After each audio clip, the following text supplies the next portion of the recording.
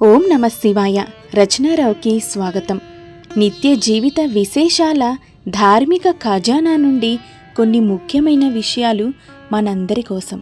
భగవంతుడు అంటే దేవుడనేనా? జ్ఞానము, యశస్సు, వీర్యము, ఐశ్వర్యము, వైరాగ్యము ఈ 5 గుణములకు కలిపి భగ అని పేరు.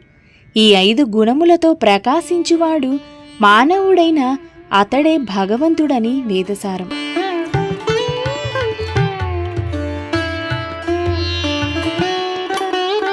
కుబేరునికి ప్రీతికరమైన ఫలం ఏమిటో తెలుసా? ఇతడు ఉత్తర దిశకు అధిపతిగా వాస్తుశాస్త్రం పేర్కొంటుంది. కుబేరుడిని ఆరాధించడం చేత ధన సంపత్తి కలుగుతుందని పురాణ వాక్కు. నరవాహనంగా సంచరించే కుబేరునికి అత్యంత ప్రీతికరమైన ఫలం దానిమ్మగా పండితులు పేర్కొంటున్నారు.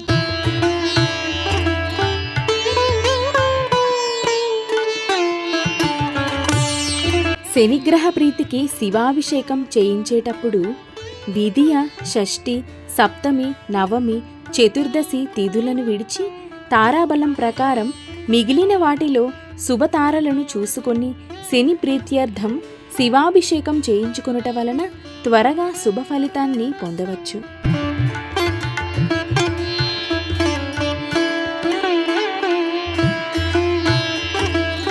మన పాపపుణ్యాలు దేనిలో నమోదవుతాయో మీకు తెలుసా?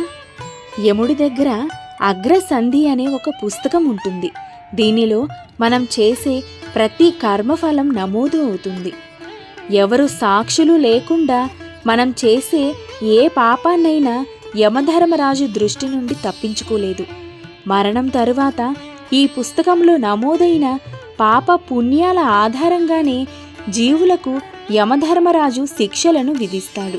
అందుకనే మనం చేసే ప్రతి కర్మను ధర్మబద్ధంగా ఆచరించడం నేర్చుకోవాలి.